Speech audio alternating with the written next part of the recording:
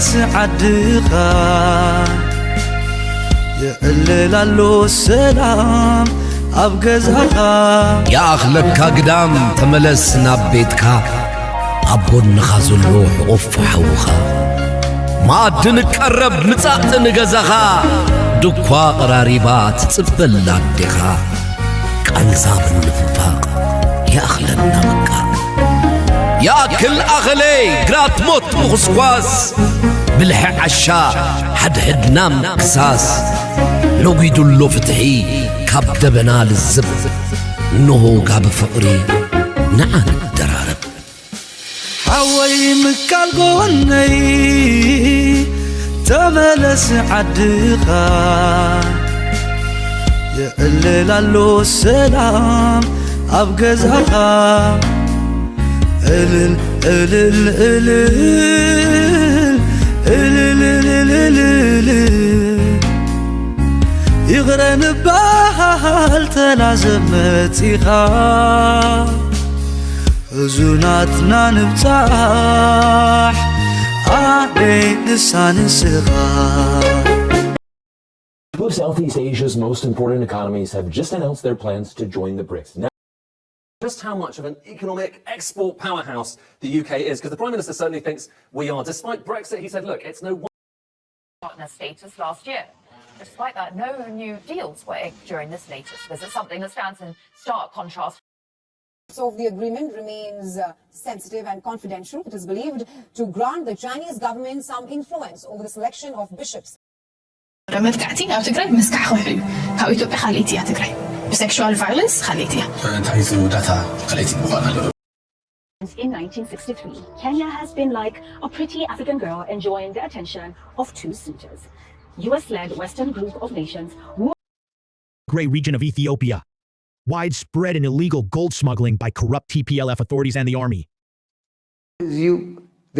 توحالفهم وقول لبنت زلوا مرحتون أنا معيون منقصيت إريتريا سياسة دقاقي. Some applications were rejected and thus should return to Eritrea. The liaison officer will be stationed in the Kenyan capital Nairobi. سلام تخطاتلتنا إذا channel كما يتخونوا تبوك تكونوا نايوتر تمنيتيو لومون نخل رينان فتشنان كنفلطون كنستوعللون كنمهارلون زل الناس بالنايم بزح عينة زيناتات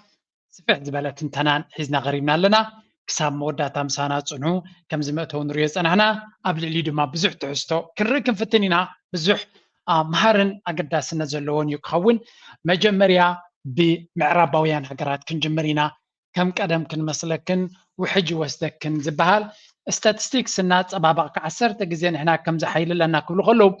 قال لما نتا كاتوليكوس بتخرسان حجون أب بوليتيكا إيتيوم مسارع قبروا معرباويان كنرينا جن نبي جزء كويس دخل نسوق كنرينا بزود تعسطات كلونايو أب أفريقيا وانكلت هجرات كنرينا قرن أفريقيا دما بزود تعسطات لو let's start بذي نا UK كنجمر. UK is, because the Prime Minister certainly thinks we are. Despite Brexit, he said, look, it's no wonder that Brexit Britain has leapt above France, Japan and the Netherlands to become the world's fourth biggest exporter. It's big news here. The Prime Minister talked about it, his Trade Secretary has talked about it a lot, and it left me wondering, do the numbers actually stack up? So, at the English, where UK, أبي نا export هاب مخانو ويوم تزارب زلو مجمع زي نما برا عايز عبية اندستريال ويكا اكسبورت هاب كاب عاد انجليزي ما ويكا ميد ان يو كي زبل نبراتوري كنت فلتو of course يلان financial services يزبحال which is pretty much باطيراتات بعلخا برينت نا قبركات خين رغين كاويون نتقدم قبيت كذا حسكايو بوك تقو عصار تخليخا عبت اندستر زبحال عبت تكنولوجي زبحال عبت كالج الوا مسموتكا انت كتقبري خاطر جمر even نزز بلوزلو اتمنقسي نهزبك من يلزبلو زلو اتميديا غورغيرو مسرايو درو حسوت كوين صنيو زيد ما اتبتدغاغا مزرو زلو عاد انجليز باي ذا واي نبي اوروبا انت تملسنا دو يحشنا زبل ارجيومنت ويكا مغوتون درو كزربلو جمير لكن رينا نشتي. Okay, so I looked at the very data set they were talking about. This is showing you the ranking across the world of different countries by how much they're exporting in goods and services. Services is important here because the UK is a big services powerhouse, things like financial services and so on. Look, we were down in 7th place in 2021. Now look at 2022, and it's true. We leapt up above France and the Netherlands. ካብ ሻብዓይ ድረበርና ብ21 ናብ 40 ደረጃ ደይብና ኣለና ክብሉ ከለዉ እዚ ሕጂ ብጣዕሚ ክንጥንቀቐሉ ዘለና ስታቲስቲክስ እዩ መብዛሕትኡ ኣደናጊርካ ነቲ ቁፅሪ ነቲ ስናፕ ነቲ ስታቲስቲክስ ኣብ ገለ ቆሪፅካ ከርእየካ ከሎ እዩ እቲ ሓቂ ግን እንታይ እዩ ፅንዒ ኢሉ ከርእየና እዩ ቅድሚ 3-4 ዓመታት ዝነበርዎ ደረጃ እዮም ተመሊሶም ዘለዉ ሕጂ ፍሉይ ሓድሽ ነገር ዝበፅሕዎ ደረጃ ከም ዘይብሎምን ንሱ ድማ ኣብ መበራብዓይ ደረጃ ካብ ቀደም እዮም ነይሮም ቅድሚ ክንደይ ዓመታት ሕጂ ድማ ናብኡ ተመሊስና እዩ ዝበሃል ዘሎ fourth biggest in 2020 I just showed you that but also we were fourth biggest for quite a long period over here in fact when you look back over the past decade and work out our average position in a modal way we were fourth so there is nothing new about it we were fourth before Brexit and we bounced around to be fourth recently but I did wonder about one thing okay over here what happened here so እንታይ ኢና ክንርደልየ ዘለኹ ኣብዚ ኣብ ግዜ ምርጫ ስለ ዘሎ ብዙሕ ፕሮፓጋንዳ ናይ ቁጠባ ወይ እውን ፖለቲካ ዓቕሚ ኩሉ ነገር ኣፀባቢዕካ ከተቕርብ ክትክእል ኣለካ ብፍላይ ኣብ ስልጣን ዘሎ እቲ ናይ ብሪሺ ሱናክ ዝምራሕ ዘሎ ኮንሰርቫቲቭ ፓርቲ ብጣዕሚ ብዓቢ ስዕረትን ውድቀትን ከጋጥሞ ከም ዝኽእል እዩ ዝንገር ዘሎ እቲ ሌበር ፓርቲ ዝበሃል ድማ ኣብ ሓይሊ ናብቲ ስልጣን ክመፅእ ከም ዝኽእል እዩ ዝንገር ዘሎ ስለዚ ነቲ ቁፅሪ እናፀባበቕካ ንከተርኢ ዝግበር ዘሎ ፈተነታት ብዙሕ ለውጢ ክርከቡ ከም ዘይክእልን ነዚ ድማ ከርእየኩም ደልየ ዘለኹ ኣብ ኤሮጳ ዘለኹም መብዛሕተን ሃገራት ኤሮጳ ቁጠባናተን ፅቡቕ የለን ጥራይ ዘይኮነሲ ናብ ፅቡቕ ኣንፈት እውን ሒዙ የለን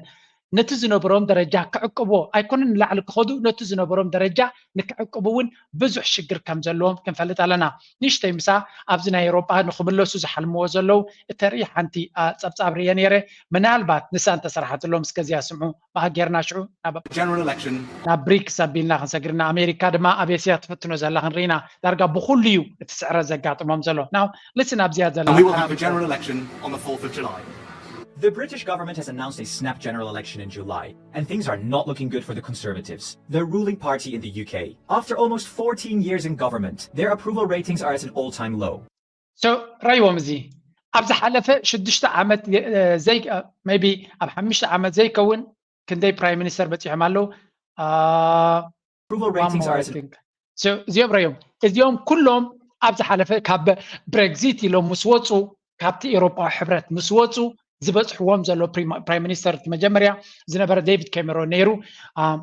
እንታይ ሓሲቡ ሪፈረንደም ክንገብርና ካብ ኤሮጳ ክንወፅኢና ኢሎም ወፂኦም ድማ ዓቕምኻ ዘይምፍላጥ ምስ ወፁ ድሕሪኡ ዝመፁ ፕራይም ሚኒስተራት ረዮም ሓደ ድሕሪ ሓደ ወላ ሓንቲ ለውጢ ከይገበረ ካብቲ ዝነበረቶ ንታሕቲ ገፃ ጥራይ ተንቆልቆልቲ ሃገር ወላ ሓንቲ ክገብርዋ ኣይክእሉን እዮም ተሸፋፊንካ ትነብር ነርካ ዓቕምኻ ብትክክል ዘይምፍላጥ እንታይ ይገብረካ ኤሮጳ ብምሉእ ብሓደ ኮይኑ እውን ኣይጠዓሞን ኣሎ እዚ ፋክት እዚ ድማ ሕጂ እንታይ ናበይ ገፅና እንተኸድና ይሕሸና ዝብል ኣርእስቲ ብጣዕሚ ኣዛራባ ኣርእስቲ እናኾነ ይመፅእ ኣሎ ኣብዛ ሓንቲ ኣርጊመንት ሰሚዐ ነይረ Conservatives even supporting the idea of a second referendum. Considering how things are going, some wonder if a Labour government might ask the EU if it might renege on the whole Brexit thing. Could this happen though? And if it did, would the EU even want the UK back? At first, the whole Brexit thing. Could this happen though? So, እንታይ እዩ እቲ ሕጂ ኣዛራባ ኣርእስቲ ኮይኑ ዘሎ እዚ UK ዝበሃል ናብ ኤሮጳዊ ሕብረት ምናልባት እቲ ሌበር ፓርቲ ናብ ስልጣን ተመፅኡ ናብ ኤሮጳዊ ሕብረት ክምለሱ ይሓቱ ደኾኑ ኤሮጳዊ ሕብረት ከይቕበሎም ደኸውን ዝብል ድሮ ትዘረባ ኸማን መዛረባ ርእሲ እናኾነ ይመፅእ ኣሎ UK ብቁጠባ ይኹን ብፅልዋ ብኩሉ መንገዲ ኣብ ፅቡቕ ደረጃ ከም ዘየላ ዘይምህላዋ ጥራይ ዘይኮነስ ንዝቕፅል ዓመታት ክትቅይር እያ ዝብል ስታቲስቲክ ወይ ገምጋም እውን ስለ ዘየለ ምናልባት ትንኩ ክገብርዎ ዝኽእሉ ናብ ኤሮጳዊ ሕብረት ተመሊሶም ኤሮጳዊ ሕብረት ንባዕሉ ፅቡቕ የለን ገለ ካብቶም ቀንዲ ነቲ ኤሮጳዊ ሕብረት ፅቡቕ ዝገብርዎ ዝነበሩ ዝበሎም ሚኒስትር ጉዳያት ወፃኢ ናይ ኤሮጳዊ ሕብረት ጆሴፍ ቦሬል ብኣፉ ዝበሎ እዩ ኩለን እቲ ናይ ኤሮጳዊ ሕብረት ናብ ፅቡቕ ስታንዳርድ ናይ ቁጠባ ዝገብራና ዝነበራ ሰለስቲአን ተኣልየን እየን ኢሉ እንታየን ነይረንሰን መጀመርያ ሕሱር ፀዓት ፅፉፍ ፀዓት ካብ ራሽያ ዝመፅእ ዝነበረ እዩ የለን ሎሚ ካልኣይ ናፃ ዕዳጋ ናይ ቻይና ብሕሱር ተፍርየሉ ነቲ ናትካ ፍርያት ድማ ብክቡር ዋጋ ትሸጠሉ it doesn't exist እዚ እውን የለን ካውንስል ገይሮም እዮም ሳልሳይ ድማ ኣሜሪካ ከም ኣያኻ ኮይና ትከላኸለልካ ካብ ዝኾነ ይኹን ፀገም ሴኩሪቲ ናትካ ጋራንቲ ትባካ እዚ እውን ክህሉ ይኮነን ሰለስቲአን ስለ ዝኸዳ ኤሮጳ ከም ኤሮጳ ሓያል ኮይኑ ከምቲ ቀደም ዝነብሮ ኳሊቲ ናይ ላይፍ ስታንዳርድ ናይ ላይፍ ሒዙ ክቕፅል ኣይክእልኒ እዚኣቶም ጥራይ ግን ኣይኮነ ፀገም ናይ ኤሮጳ ንሱ ዘይጠቐሶ እርጋን ናይ ህዝቢ ናቶም ህዝቦም እናኣረገ ይኸይድ ኣሎ ካልእ ህዝቦም ክሰርሕ ኣይደልን ከም ቀደም ልዑል ደሞዝ ይደሊ ብዙሕ ጋራንትና ህይወት ይደሊ ከም ካልኦት ዓለማት ግን ክወዳደር ኣይክእልን እዮም ካልኣይ ቁጠባ ናይ ዓለምና ቻይና እዩ ምስ ቻይና ክትወዳደር ኣለካ ቴክኖሎጂ ናትካ ኣብ ቴክኖሎጂ የለውን ጠቕላላ ተሪፎም እዮም ኣብ ቴክኖሎጂ ኣብ ኣሜሪካ ተፀጊዖም እዮም ዝኸዱ ዘለዉ ኣሜሪካ ንባዕሉ ድማ ኣብቲ ውድድር ፅቡቕ የለን ሓንቲ ክልተ ኣብ ቁጠባ ፅቡቕ ከምዘየለዉ ዘርኢ ክንርኢና እዚ ሕጂ ክምለሱ ድዮም ኣይምለሱን ካልእ ኣርስቲ እዩ እቲ ቀንዲ ኣገዳሲ ክንሪኦ ደልዮ ዘለኹ ግን ክሳዕ ክንደይ ንድሕሪት ተመሊሶም ናብ ምልማናት እዮም ከም ዘለዉ ብግምጣል ናይ ብሪክስ ክሪኤ ሓደሽቲ ዓበይቲ ሃገራት ኤስያ ናበይ ገፀን ይኸዳ ኣለዋ ኣሜሪካ ድማ እንታይ የጋጥም ኣሎ እቲ ኤውሮፓን ኣሜሪካን ድማ እቲ ምንቁልቋል ናቱ ካብቲ ዝነበረ ሕማቕ ናብ ዝባሰ ብኸመይ ይኸይድ ከም ዘሎ ንኽንርኢ ኢለ ሕጂ ንእሽተይ መንስማያ ድሕሪኡ ሓንቲ ናይ ኣብዚ ሕጂ ዘሎ ውድድር ኤውሮፓ ሕብረት ብስምዒት ዝገበሮ ተጣይሱ ሕጂ ንድሕሪት ክምለስ ዝፍትን ዘሎ ድማ ክንርኢና እንግሊዝ ራድዮ ኮርስ ዋላ እቲ ኤውሮፓ ሕብረት ንባዕሉ And if it did, would the EU even want the UK back? At first glance, welcoming the UK back into the fold seems like a no-brainer. The UK is the world's 6th largest economy, has a population of over 65 million people, and is home to one, if not the continent's most productive city, London. The UK also boasts one of the largest and So ብሓፈሻ እቲ ዩኬ ዝበሃል እንታይ ክቕርብ ኸልና ኣብ ኤውሮፓ ሕብረት ተኢልና ምናልባት ኣብ ኖርማል ኮንዲሽን ዓዲ እንግሊዝ ዩኬ ክትምለሰሎም ብዙሕ ከም ዘይደልዩ ዝንገር ምክንያቱ ብዙሕ ናይ መልሓስ ተዛረብቲ ስለ ዝኾኑ ነቲ ኤውሮፓ ሕብረት በዝዲ ፆመ ነይሮም ዝብል ሓሳብ ኣሎ እቲ ጋዜጣ ናቶም እቲ ሚድያ ናቶምን ዓቕሞም ድማ ብትክክል ስለ ዘይፈልጡ ብፍላይ ጀርመናውያን ዓዲ እንግሊዝ ክምለሱ ዝደልዩ ኣይመስለንም ግን ሓንቲ ኮንዲሽን ኣላ ንክምለሱ ክደልዩላ ዝኽእሉ ንሳ ድማ ኒውክለራዊ ሓፅዋር ዘለዋ ካልአይት ኣብ ኤውሮፓ ዩኬ ስለ ዝኾነት ስለዚ ምናልባት በዚያ ቫርያብል እዚያ ክመልስዎም ይኽእሉ ኮኑ ዝብል ግምታት ይወሃብ ኣሎ ገና ዘይተበገሰ ኣርእሲ እዩ ስለዚ እቲ ዩኬ ዝበሃል ፈንጠራዕራዕ ኢሉ ዝኸዶ ከምደይ ዋፅኦ ንርኢ ኣለና ኣብ ኣፍሪካ ዋላ ሓንቲ ፅልዋ የብሉን ብደረጃ ዓለም ድማ በቲ ናይ ቀደም ዘሎ መሲልዎ ኣብ ኩናት ናይ እስራኤል ነንሂሩ ክኣቱ ይፍትን ኣሎ ኣብ ኩናት ናይ ዩክሬን ክፍክር ይፍትን ኣሎ ባይ ዘ ወይ ስልጣን ዘሎ ፓርቲ ድማ ብዝኸዶ ዘሎ መንገዲ ብርቱዕ ፅፍዒት ኣጋጢሞ ካብ ስልጣን ክለዩ ልክዕ ከም ናይ ፈረንሳይን ጀርመንን ስለዚ ዝገበሩ ተገበሩ እዚ ኣረይዋ ሕጂ ለንከነ እቲ ናይ ኤውሮፓ ሕብረት ብስምዒት ዝገበሮ ሕጂ ኣበይ በፂሕ ኣሎ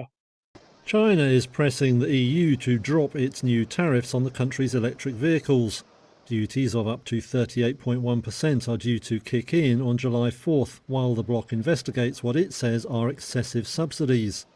China says that's a mistake, arguing its EV industry has grown thanks to advantages in technology and other factors, not government support. Now the two... So, ኣብ ዝሓለፈ ናይ G7 ኣኼባ ኣሜሪካ ታርጌት ጌራቶ ዝመፀት መጀመርያ ኩናት ናይ ዩክሬን ካልኣይ ከዓ ንቻይና ድማ እንታይ እዩ እቲ ኢቪ ዝበሃል ኤሌክትሪክ ቬሂክልስ ኩሉ እቲ ቴክኖሎጂ እቲ መጀመርያ ኣሜሪካ 100% ታሪፍ ጌራትሉላ ስለዚ 10,000 ዝሸጥ ዝነበረ 20,000 ከም ዝሸጥ ተራእዩን ተሰሚዑን ዘይፍለጥ እዩ ኳድሪፕል ካብ ርብዒ ዝነበረ 4 እፅፎ ዝሸቐትሉ ማለት እዩ ስለዚ ብ100% ታክስ ክትገብሮም እዚ ከዓ ክላይሜት ዶ ኢንቫይሮንመንት ዶ ዝበሃል ዝነበረ ኩሉ ረሲዖም ናይ ክላይሜት መፍትሒ ቻይና ስለ ዝገበረት ንቻይና ክዓፁ ይፍትኑ ኣለዉ ሕጂ ኣሜሪካ ከምኡ እንተገበሩ ብዙሕ ናብ ቻይና ዝሸጥዎ እውን የብሎምን ብፍላይ መኻይን ማለት እዩ ኤውሮፓ ሕብረት ግን እቲ ዝዓበየ ዕዳጋ ናቱ ናይ ጀርመን መኻይን ድዩ ናይ ስዊድን መኻይን ድዩ ናይ ፈረንሳ መኻይን ድዩ ናይ ካልኦት ሃገራት ናይ ጣልያን መኻይን ድዩ ቀንዲ ዕዳጋ ናቱ ብብደይ መኻይን እውን እቲ መግቢ ሓሰማ ድዩ ገለ ድዩ ኩሉ ናብ ቻይና እዩ ዝሸይጥ ነይሩ በንጻሩ ቻይና ውሑድ መኻይን ከምፅእ ጀሚሩ ነይሩ ስለዚ እንድሕር ነቲ ናይ ኤውሮፓ ነቲ ናይ ኣሜሪካ ተኸቲሎም ታሪፍ ገይሮም ልክዕ ድማ 38% ታሪፍ ክንገብር ኢና ኢሎም ንኣሜሪካ ክሕጉሱ ኢሎም ቻይና ድማ ከምኡ እንተገይርኩም ዳ ከመይ ጌርና ክንሃርመኩም ንፈልጥ ኢና ምስ በልዎም ድሕሪኦም ካብቲ ዋዕላ ምስ ተመለሱ ንነፍሲ ወከፉ ነቲ ፖለቲከኛ እቶም ካምፓኒታት በሎም ይልካ እዩ ከመይ ጌርኩም ተፀሊልኩም ዲኹም ስለ ዝበሎም ተመሊሶም ኣብ ጥልያን ኮይኖም ዝወሰንዎ ነነፋሪቶም ተሰኪሞም ኩሎም ንቻይና ከይዶም ክልምኑ ቀኒዮም ድሕሪ ክንደይ ቻይና ሕጂ ኦኬ ዲስካስ ክንገብር ኢና ኢላቶም ኣላ እምበር ነቲ ናይ ጀርመን ትቐንዲ ክጉዳእ ዝኽእል ዝነበረ ናይ ሚኒስትር ቁጠባ ናቶም ከይዱ እቲ ፕሪሚየር ናይ ቻይና ድማ ክረኽቦ ይደለየን ናይ ብሓቂ ዘስደምም ኩነታት ኮይኑ ቀኒዩ ረይዎም እቲ ኩነታት ኤውሮፓ ናበይ ገጾም ዓቕሚ ዘለዎም መሲልዎም ኣንጻር ቻይና ዘበግስዎ ድሮ ኣብ ሓደ ከይበፅሑ ሽግሮም እዚ ይመስል ማለት እዩ Two sides have agreed to resume talks on the matter, according to reports late Sunday by state-controlled media in China. Visiting the country over the weekend, Germany's economy minister had said the doors for discussion were open. Robert Hart. እዚ ትሪእዎ ዘለኹም ናይ ጀርመን ሚኒስትር ቁጠባ ዝነበረ እዩ ናብኡ ከይዱ ከፈራርህ ፈቲኑ እንተኾነ ክሰርሐሎም ክሰልጦምን ኣይከኣለን ስለዚ ኤውሮፓ ናብ ቻይና ተለማሊምካ ለሚንካ እምበር ብሓይሊ ንቻይና ከተስምዓሉ ትኽእል ግዜ እዋኑ ከም ዝሓለፈ ምክንያቱ ቻይና ብዓይኒ ቁጠባ ማሲቭ ሌቨሬጅ ወይ ከዓ ዓብ ሓይሊ ዘለዋ ንኤውሮፓ ድማ ብቐሊሉ ክትቀፅዖ ትኽእል እያ ብኸመይ ክትቀፅዖ ትኽእል ቻይና ናብ ኤውሮፓ ከም ማዕረቲ ኤውሮፓ ንቻይና ዝሸጦ ዘሎ ኣይኮነን ትሸይጥ ዘላ ተርዲኹም ኣለኹም ኤውሮፓ ዝያዳ ዝረብሓሉ ዘሎ ምስ መጻኢ ግን እዚ ክቕየር እዩ ክቕየር ከሎ ድማ ወላ ኣገባብ ዝቕይሮ ነቲ ንብረት ናይ ቻይና እንተኣልዮ እሞ ኤውሮፓ ንባዕሎም ክጥዕሞም ከም ዘይኮነ ይፈልጡ እዮም ልክዕ ከምዚ ናይ ራሻ ነዳዲ እገዳ ምስ ገበርዎ ዝያዳ መን ተጎዲዩ ቁጠባ ናይ ራሻ ካብቲ ቀደም ንላዕሊ ብናህሪ ይውስኽ ኣሎ ቁጠባ ናይ ኤውሮፓ ግን ጠጠው ኢሉ ጥራይ ዘይኮነስ ንቁልቁለት ገፁ ይኸይድ ኣሎ ስለዚ እቲ ገዳ ትገብሮ ዓቕምኻ ዘይትፈልጥ ኮይንካ ንዓኻ ይቀንዲ ዝጎዳእካ ንኣብነት ኣሜሪካ ኩሉ እቲ ገዳ ንቻይና ዝገብርዎ ዘሎ ተተገምቲሉ ነቲ ኮንሱመር ናቶም እዩ ዝሃሲ ዘሎ ንኣብነት ኤሌክትሪክ ካርስ መኻይን ኣብ ኣሜሪካ ብጣዕሚ ከቢሩ ዘሎ ዝኾነ ዓይነት መኪና እዩ ዝበሃል ሰብ መኪና ንክገዝእ ኣይኮነን ገዛ መኪና ንክገዝእ ምክንያቱ ትራንስፖርት ስለ ዘይብሉ ተዓዲ ፓብሊክ ትራንስፖርት ኣብ ተዓዲ ብዙሕ ኣይኮነን ነፍሲ ወከፍ ሰብ ብመኪና እዩ ዝጓዓዝ ብዙሕ ግዜ ኣብተን ዓበይቲ ከተማታት ሜቢ ክትረክብ ትኽእል ኢኻ ኣብ ዝበፅሐ ግን የለን እቲ መኪና ድማ ኣመና ከቢሩ ኣሎ እዚ ኣመና ከቢርዎ እቲ ህዝቢ ብጣዕሚ ኣብ ሽግር ወዲቑ ዘሎ ሓንቲ ዶኩመንታሪ ኣብ ከተማ ፊላደልፊያ ዝተገበረት ይርኢ ነይረ ሰብ ሰሪሑ ንክበልዕ እውን ናብቲ ስራሕ ዘብፅሖ መኪና እናሰኣነ ምክንያቱ መኪና ንክትገዝእ ኣዝዩ ክቡር ስለ ዝኾነ 60 ዓመት ህዝቢ ናይ ኣሜሪካ ድማ ብቁጠባ ናቱ ገንዘብ ስለ ዘይብሉ ድኻ ስለ ዝኾነ ተርዲምሎም እዚ ንኣሜሪካ ንምግናን ከይመስለኩም ፋክት ሓቂና ንዛረብ ዘለና ከምዚ ኢሉ እናሃለዎ እንታይ ምደለየት ህዝቢ ሕሱር መኪና ቻይና ድማ ሕሱር መኪና ሰሪሓላ ብኤሌክትሪክ ቻርጅ ክኸውን ዝኽእል ነዳዲ ስለ ዘለዎት ሃገር ድማ ኣሜሪካ ትበሃል ነዳዲ ሕሱር እዩ ስለዚ ኤሌክትሪክ ኣብ ማይ መኸበረን ብትክክል ሰሪሕ እንተዝኾን ትቁጠባ ስለዚ መኪና ብ10,000 ትሽየጥ መኪና እንተላ ናይ ኤሌክትሪክ ካርት ዝሓሰረ ድማ 30,000 ዝሽየጥ ዘሎ ኣብ ተዓዲ እዚ ካብ ቻይና ሕሱር እንተዝመፅእ ነቲ ዝበፅሐ ህዝቢ ምጠቐሞም መንግን ይሓስበት መንግስቲ እቲ ድኻ ንኸይጥቀም እንታይ ይገብረሎ ታሪፍ ወሲኹ ብ10,000 ክሸጥ ዝግባእ ብ20,000 ከም ዝሽየጥ እሞ እቲ 10,000 እቲ መንግስቲ ንዑ ወሲዱ ኣብ ውግእ ናይ ዩክሬን ወይ እውን ኣብ ውግእ ናይ እስራኤል ወይ እውን ኣብ ካልእ ንቻይና ውግእ ኣብ ዝሓስቦ ዘሎ ንታይዋን ንገለ ንዑ ክበይ ኣክንዲ ንህዝቢ ዝጠቅም ስለዚ እቲ ታሪፍ ዝገብሮ ዘሎ መን ዝያዳ ዝስሕና ዘሎ እቲ ህዝቢ ናይ ኣሜሪካ እዩ ኣብ ኤውሮፓ ድማ ተመሳሳሊ መኻይን ብጣዕሚ ከቢሩ ዘሎ እንተሪኢኻዮ ሜቢ ከም ናይ ኣሜሪካ ክኸውን ይኽእል እዩ ዋላ ሰከንድ ሃንድ መኪና ክቡር ዘሎ ብዝዋን እዚ ስለምንታይ እቲ ፕሮዳክቲቪቲ ናይተን ሃገራት ኮስት ኦፍ ፕሮዳክሽን ደሞዝ ናይ ሰራሕተኛታት ክቡር እዩ ነዳዲ ከቢሩ ኣሎ ካልእ ጥረ ነገራት ከቢሩ ኣሎ ከምኡውን ሎጂስቲክስ ብቀይሕ ባሕሪ ዝመፅእ ዝነበረ ብኔው ደቡብ ኣፍሪካ ኣቢሉ ስለ ዝመፅእ ዘሎ ኤቭሪቲንግ ነገራት ከቢሩ ኣሎ ስለዚ ነዚ ቻይና ብሕሱር ዘተፍርዮ መኻይን ተድመፅእ ነይሩ እሞ ተደፍቅዱሉ ከም ካልኦት መኪና እንደዝኣቱ እቲ ሰብ ብሕሱር መኪና ብኤሌክትሪክ ተጠቂሙ ነቲ ኢንቫይሮንመንት ካብ ብከላ መሓገዘ ብከላ ዝብልዎ ግንሳቶም ንረብሓ ናቶም ከገልግል ከሎ ጥራይ እምበር ብትክክል ንቁጠባ ከም ዘይጥቀሙሉ ህያው ኣብነት ኣብዚ ሕጂ ንሪኦ ዘለና እዩ ንቻይና ከፈራርሑ ሓሲቦም ነይሮም ቻይና ድማ ካብኦም ንላዕሊ ሌቨሬጅን ሓይልን ዘለዋ ስለ ዝኾነት ካልእ ማኣረምታ ገይራትሎም ዛዕባ ካብ ቻይና ናብ ቁጠባ ክምለስ ኢና ፅንሂልና ኣብዚኣ ረእዩ ሕጂ እቲ ዝዓበየ ኒውስ ናይ ሎምናተይ እቲ ናይ ብሪክስ ዝበሃል ክሳዕ ክንደይ ገና ከይተበገሶ ከሎ ንኤውሮፓን ኣሜሪካን ሕቆኦም ይሰብሮም ከም ዘሎ ክልተ ዓበይቲ ሃገራት ድማ ናብ ብሪክስ ክኣትዋ ወሲነን ኣለዋ እንታይ ዓይነት ኣገዳስነት ኣለዋ Well, two of Southeast Asia's most important economies have just announced their plans to join the BRICS network. And if you aren't convinced yet that the BRICS alliance is quickly changing the entire geopolitical landscape, just listen to the words of Malaysian Prime Minister Anwar Ibrahim, who had this to say about his country joining BRICS. We can no longer accept a scenario where the West wants to control the discourse, because the fact is they are not colonial powers anymore. And እንታይ ዝብል ዘሎ ክልተ ዓበይቲ ሃገራት ናይ ሳውስ ኢስት ቻይና ወይ ካተን ኣስያን ሃገራት ዝበሃላ ብኢንዳስትሪ ብብዝሒ ህዝቢ ብቁጠባ ሓያላ ዝኾና ንሳተን ድማ ማሌዝያ ከምኡውን ታይላንድ ክልትየን ብወቅዒ ናብ ብሪክስ ክኣትዋ ድሌት ከም ዘለዎን ደጊመን ኣነፂረን ኣለዋ ማለት እዩ ስለዚ እዚ ናይ ብሓቂ ጌም ቼንጀር እዩ ዝበሃል ዘሎ ምክንያቱ እዚአን ብቁጠባ ሓያላት እየን ብዙሕ ህዝቢ ዘለወን እየን ነቲ ብሪክስ ዝበሃል ድማ ሓድሽ ዳይሜንሽን ወይ ከዓ ብዙሕ ናብ ጣውላ ሒዘን ክመፅኣ ዝኽእላየን ነቲ ሓይሊ ናይቲ ብሪክስ ድማ መሊሰን ክሕይልኦ ዝኽእላየን ንቻይና ድማ ካብቲ ኩሉ ኣሜሪካ እትሓስቦን እትፍትኖን ዘላ ዕፅዋን ክባን ዜሮ የትርፋ ከም ዘሎ ዘግሃደ ኩነታት እዩ ዝበሃል ዘሎ independent countries should be free to express themselves. እንታይ ይብል ፀኒሑ እዚ ፕራይም ሚኒስተር ናይ ማሌዥያ نحنا ناس هجراتنا أوروبا أمريكان جزاءات هجرات يكونن كم دليتن كخزورنا يكلانين أجزاء مجزاتي كنا زلنا ناس هجرات كم مخانا مزوات عنا شركنات نابزلنا أيو كنكيد نخلينا يزبل زلنا and seek a more balanced and fair world. Malaysia is the 6th largest economy in Southeast Asia, and its decision to move forward with BRICS came just 1 week after Thailand, the 2nd largest economy in Southeast Asia, also announced. So Malaysia مبلشات شاي زعبي عبد Southeast Asia زباليو كون كله مبل كالاي زعبي دما اتي تايلاند زبال نسون أقدم عبيلو قدمي حدث معلتات قليل نيرو سلازي انتاي مالت يوزي عبيت هجرات ابتناي emerging ويكا بقولت صعبي هذا لو هجرات أكندنا بأوروبا نام أمريكان سجعة نابت بريكس بهال يسجع لوا بهجرات أفريقيا وانت نهينا كنرينا نابز بلوك زي متمادمة هذا عبي استراتيجيك أو سحتت كم مخانو يزر زلو كاب كينيا زوج الحبريتان كنرينا plans to move forward with BRICS membership later this year. Together, the Thailand and Malaysian economies represent more than $1 trillion of GDP, which of course ذكرتي كتبانا ناي ماليزيا تايلاند بحد تحويسكايو هذا تريليون كومبايند كتبانا نزرب زلنا عبيت كتباتات يمزيو ስለዚህ 1 ትሪሊዮን ገና ድማ ዝዓቢ ዘሎ ቁጠባይ ብዙሕ ህዝቢ ዘለዎ ብዙሕ ኢንዳስትሪ ዘለዎ ብዙሕ ፋብሪካታት ዘለዎ እዩ will be an incredible addition for the BRICS alliance. But more importantly, there is a larger geopolitical story happening behind the scenes that could reshape the entire future of Asia. No surprise here, but the biggest winner of this new deal will be China, and for one very strategic reason. Let's break it down. You see, the story of Malaysia joining BRICS actually starts in this body of water, the Strait of Malacca, which arguably is the most important body of water in the entire world. The Malaccan Strait is over 800 kilometers in length, and at its narrowest point, only 2.8 kilometers wide, making it one of the world's most congested. So, ሓደ ካብቲ game ናይ BRICS ዝፅወት ዘሎ እንተሪና እቲ ናይዘን ሃገራት ምእታወንን ምውፅአንን ኣይኮነን ተቐንዲ ኣገዳሲ ኮይኑ ዘሎ እቲ ስትራቴጂካዊ ኣቀማምጣ ማሌዝያ ድማ ሓደ ካብቲ ዝዓበየን እቲ ዝኸፍአን መሕንቆ ዝበሃል እቲ ወሽመጥ ናይ ማላጋ ዝበሃል ኣብኡ እዩ ዘሎ ስለዚ ኣብቲ ናይ ሲንጋፖርን ማሌዥያን ዘሎ ቦታ ዘለዩ ስለዚ ማሌዝያ ናብ ቻይና ምእታዋ እቲ ዝበለፀ ስትራቴጂካዊ ጉዕዞ ወይ ከዓ ዓወት ናይ ቻይና እዩ ምክንያቱ ቻይና ንኸይትዕፆ ብኣሜሪካ ዓብ ስጋእ ዘለዎ ሃገር እያ ስለዚ ንኸይትዕፆ ራሻ ንኸይትዕፆ ዝገብርዎ ዘለዉ ፃዕሪ ከም እዚ ናይ ብሪክስ ምስፍሕፋሕ ድማ ንኣብነት ኤርትራ ናብ ብሪክስ ካቱ ክንብል ከለና እቲ ዘለዋ ቁጠባ ወይ ብዙሕ ህዝቢ ናታ ጥራይ ኣይኮነን ከገድስ እንታይ ዳ ስትራቴጂካዊ ኣቀማምጣ ናታ ምክንያቱ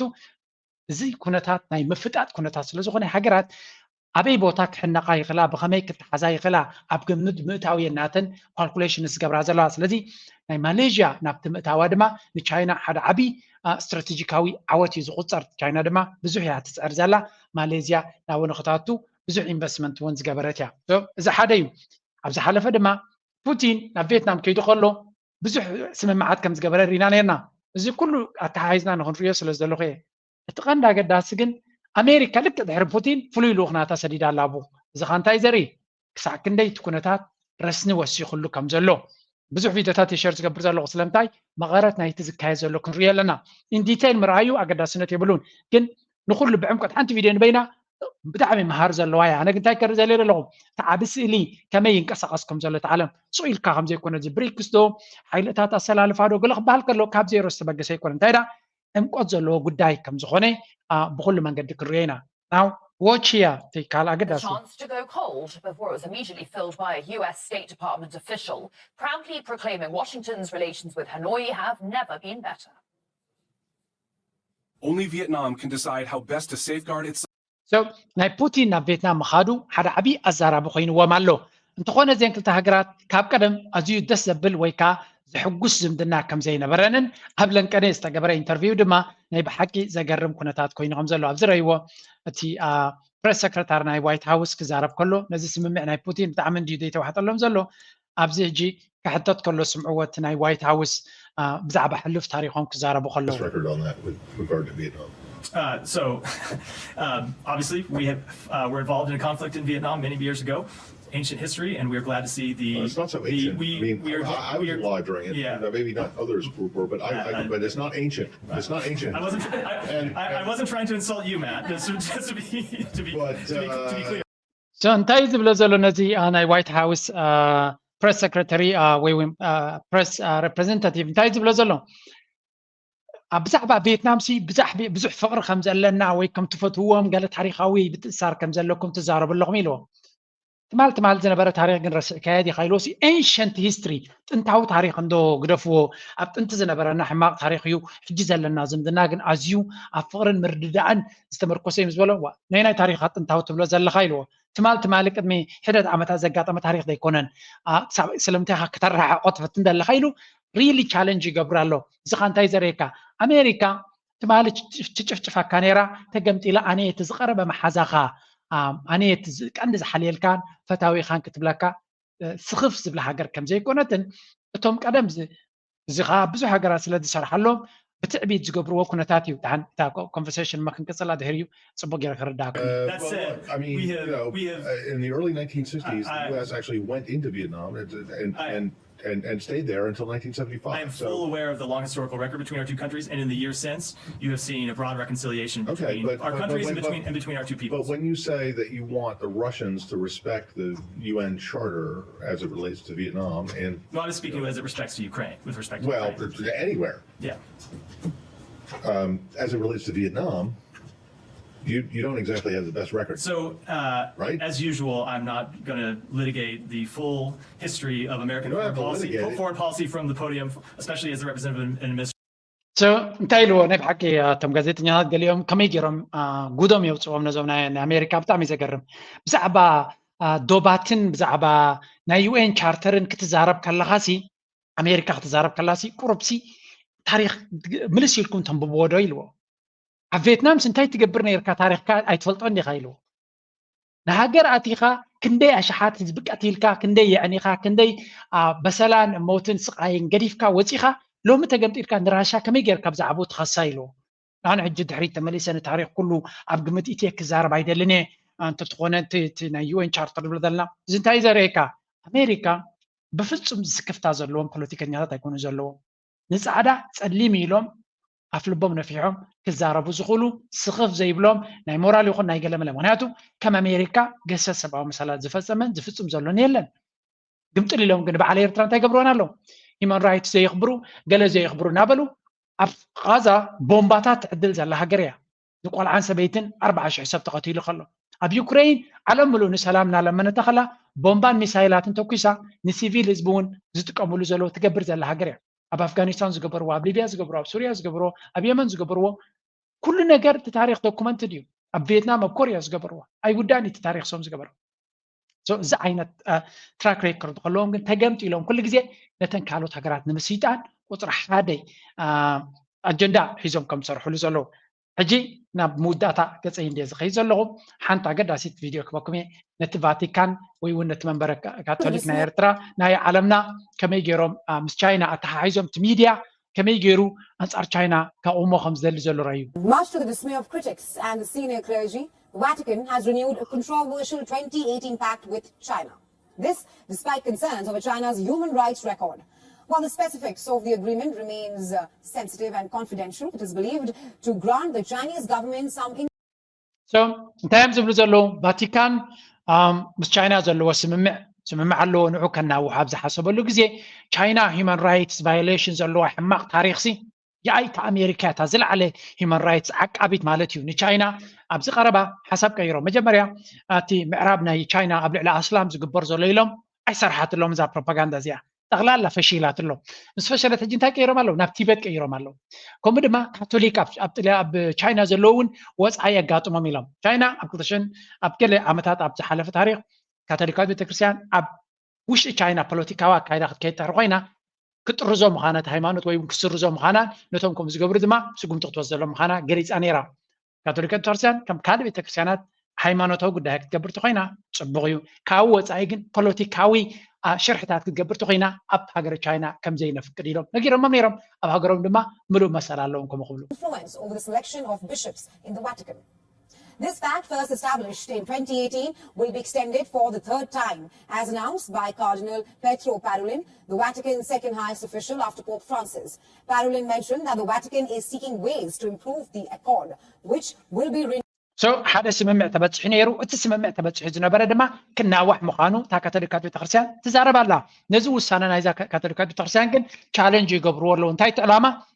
ፖለቲካዊ ምትእትታው ክገብሩ ብኣስላም ፈቲኖም ኣይሰራሕትን ከምቲ ዝደለይዎ ናብ ቲቤት ቀይሮም ኣለው ተወሳኺት ሕጂ በዚ ናይ ቫቲካን ድማ ሓድሽ መንገዲ ክጅምሩ ይፍትኑ ከም ዘለዉ ምክንያቱ ኩሉ እቲ ኣንጻር ቻይና ዘልዕልዎ ዘሎ ፕሮፓጋንዳ ይሰርሓሎም የለን እዚ እዚኣ ድማ ሓንቲ ሕጂ ኣብ ሜይንስትሪም ሚድያ ክትመፅእ ጀሚራ ዘላ እያ Well, critics now argue that China frequently violates the terms and that the Vatican has not addressed human rights abuses or also the erosion of democracy in Hong Kong. It is believed that for the Vatican, the agreement helps prevent a schism within China's estimated 12 million Catholics. That is, between a patriotic church loyal to the communist regime and an underground church faithful. So, ካልእ ናይ ብዛዕባ ዲሞክራሲን ምርጫን ኣብ ንዛረበሉ ዘለና ተወሳኺ ካል ኣርስቲ ሩዋንዳ ለንቀነ ፕሬዚደንታዊ ምርጫ ንክትገብር ትዳለላ ዲሞክራሲ ኮንካ ኣይ ኮንካ ኣይተርፈካኒ ትምቋምን እቲ ፀርፍናቶም ኣይተርፍን እዩ look at this one ሕጂ ከመይ ገይሮም የቃልልዎ ኣለዉ ኒ ፕሬዚደንት ፖል ከጋሜ ወላ እቲ ዲሞክራሲ ተኾንካ እውን ኩሉ ሓደ ምዃኑ More than 2 decades after he came to power, huge crowds welcomed President Paul Kagame to Musanze, 90 kilometers north of Rwanda's capital Kigali. He won the last election in 2017 with close to 99% of the vote. Despite questions over press and democratic freedoms, Kagame still maintains support. I love him so much. He brought us peace. He contributed to the well-being of our children. He brought us security and he improved our daily lives. We are no longer poor. Victoire. እንታይ ይብል ኣሎ ፖል ከጋሜ ነዛ ሃገር እዚኣ ካብ ድኽነት ኣውፅዩ ካብ ጀኖሳይድን ህልቂትን ኣምፅዩ ኣብ ሓንቲ ኣዝያ ፅቡቕ ደረጃ ኣብፅሕዋ ዘሎ እዩ ዘይገድስ ኣብ ዲኣርሲ ዘለዎ ፖሊሲ ኣብ ካልእ ዘለዎ ነዛ ሃገር ናቱ በቲ ዘለዎ ፖሊሲ ብዙሕ ለውጢ ከም ተምፅእ ዝገበረ ሃገር እዩ ሓንቲ ኣዝያ ድኻ ዝነበረት ኣብ ፅቡቕ ስታንዳርድ ኣብፅሕዋ ኣሎ ከምዚ ዓይነት ሊደርሽፕ ድማ የድልያ ኣፍሪካ ብዘይከኣል ዓለም ካልእ ገለ ክትብሎ ትኽእል ኢኻ ነታ ሃገሩ ነቲ ህዝቡ ኣብ ፅቡቕ ደረጃ ኣብፅሕዎ ኣሎ እዚ ክበሃል ከሎ ናይ ወፃኢ ናይ ምዕራባውያን ደገፍ ሙሉእ ብምሉእ እዩ ነይርዎ ተረዲኹም ኣለኹም ዋላ ዲክታተር ይበልዎ ዋላ ገለ ይበልዎ ደገፍ ናይ ምዕራባውያን ሃገራት ሰፊሕ ዝኾነ ደገፍ ነይርዎ እዩ እዚ ደገፍ እዚ ግን ብትኽክል ዴሊኬትሊ ብፅቡቕ ገይሩ ሒዝዎ ኣሎ ሕጂ ግን ካብኣቶም ወፃኢ ናብ ብሪክስ ገፁ ናብ ካልኦት ሃገራት ኤስያ ናብ ካልኦት ገለ ገፁ ይኸይድ ስለ ዘሎ ኣንጻሩ ዝግበር ዘሎ ሚድያ ንሪኦ ኣለና እዚ ኸ እንታይ እዩ ካብቲ ምዕራባዊ መስመር ክትወፅእ ተጀሚርካ ሚድያ ኣንጻርካ እዩ እዚ ንኣብነት ሕጂ ተወዳዳሪት ናቱ ክትከውን ነይርዋ ተባሂላ እቲ ሚድያ ብዙሕ ብዛዕባ Ingabire has been blocked from contesting the presidency. She served an 8-year prison term for inciting division and conspiring against the government. She says her conviction was politically motivated and that Kagame has removed እዚኣ ስለምንታይ ተሰዲዳ ተባሂሉ ብዙሕ ዘረባ እዩ ዝግበር ዘሎ ህዝቢ ሩዋንዳ ግን ዘዋፅኦ መንገዲ ኣብ ተግባር ይሩ ኣሎ ሓደ ናይ ኬንያ ድማ ንስማዕ ድሕሪኡ ናብ ዞባና ክመፅ ኢና Kenya has been like a pretty African girl enjoying the attention of 2 suitors. US-led Western group of nations wooing her with wealth and might. And the Russia-China bloc with its promises. እንታይ ትብሉ ኣለዉ እዚኣ ሓንቲ ድራማ ገይሮም ድዮም ሰሪሖማ ኬንያ ኣብ መዋሕ ከም ሓንቲ ፅቡቕቲ ጓል ብክልተ ወገን እትህደን ዘለያ ብክልቱ ህያብ መፃ ኣሎ ምርጫ ናይ ኬንያ ግን ንኬንያን ንቀርኒ ኣፍሪካን ብኸመይ ክፀልዎ እዩ ኢሎም እዮም እቶም ክልተ ወገናት ኣሜሪካ በቲ ሓደ በቲ ድማ ራሽያን ቻይናን እዩ ዝበሃል ዘሎ Of a new multipolar world. Previous Kenyan governments forged economic and cultural ties with Washington and London, but at the same time built cordial relations with Russia and China.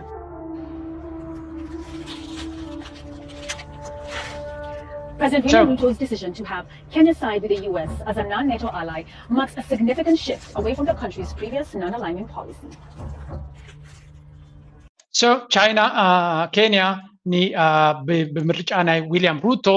ንኣሜሪካን ንምዕራባውያንን ከም ዝመረፀት እዚ ድማ ዓብ ዋጋ ከኽፍላ ከም ዝኽእል ንኬንያ እዮም ዝዛረቡ ዘለዉ እዚ ኸ እንታይ እዩ ምስ ኣሜሪካ ምምራፅ እንታይ መክሰብ ክትረክብ ትኽእል ኣንጻር ኣሜሪካ ወይ ከዓ ነቶም ካልኦት እትመርፅከ እንታይ ምረኸበት ብድራማ ዓይነት እዮም ሰሪሖማ ዘለዉ ልክዕ ዝጓል ክልተ ሓያል ማዕረ ወይ እውን ተወዳደርነት ዘሎ ንሓደ ምስ መረፀት ንዑ ምስ መረፅካ ምስኡት ከይዲኻ ዘጋጥመካ ኩነታት ገይሮም እዮም ድራማ ሰሪሖማ And potentially lose by aligning with the US and its foreign policy enforcer, NATO. First, here's what Kenya will lose.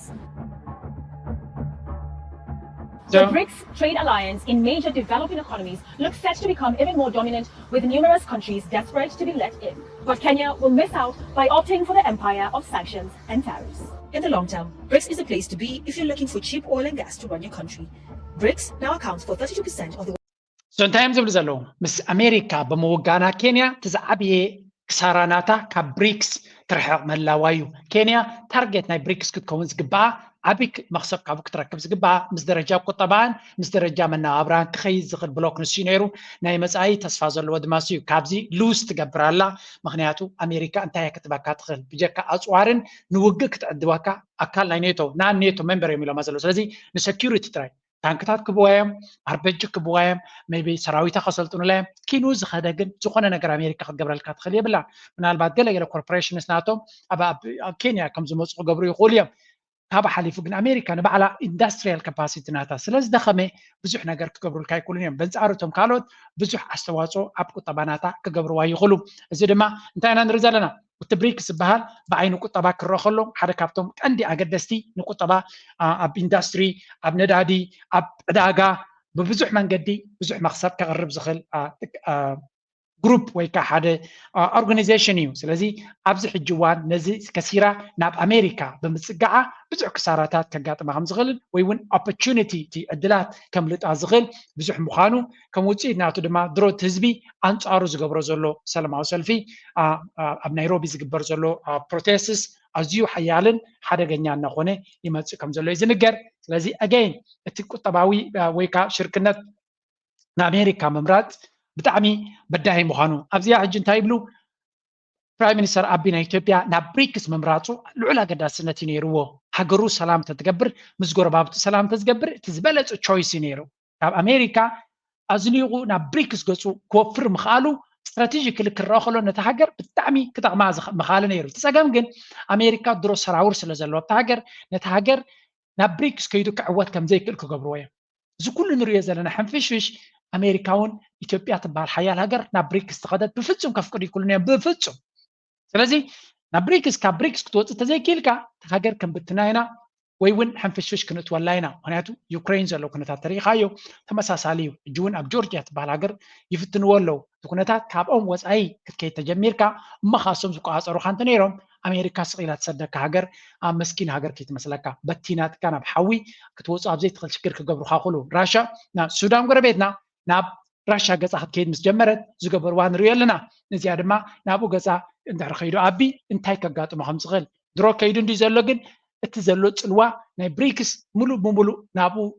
ربحانا وتغيرنا تهاجر أبرقو إنك كيمسا كل نجار زكالهم كجبريهم من هالبعد بريكس هاجرات صبوا جيرهم يتفلتوا زلوت كونتاتنا إثيوبيا ولو إن أبي مسؤوم كخين تدلي نتكونتات وتتصير كجبرو نتنا أمريكا تصعنو ملو بملو كبده كم زي كل فلتيهم جين نيتوبيا زمسل هاجر دما بس حزب زلوا خسروا يدلينيهم إذا خا كل جاب قمت كتتولك أب كم زي عينت بلوكس عبيت هاجرات طعمين زي اللي خا بس حزب زلوا هاجرات يلي خا كم بعد شاينا عبيت إندستريال هاجرات لزغونه أبعد هاجا بتعمي زي قدسهم سو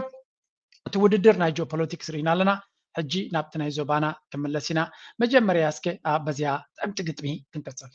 وخعت مقبر صحر صلحوات قراب ميت كالولوم يلن شويت عرر وديلو نامرو خينات شرحخان قناي كان جهنم سختت مران ملس ابزناهنا نقدت تبلا الله دمو تبلا الله قنت تبلا الله قر تبلا الله مريت شنقر عرو سليعو قوانو زتلله مفتح بيتو شيطو وحيو دم زدقله دولار تقول بيبو كفأت تمهلله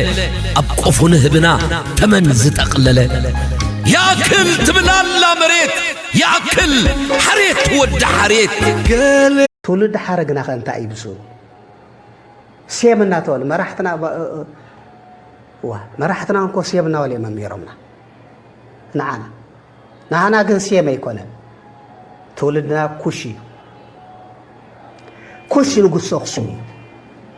مع زعامة عالم كم زنبرا ونبزي الله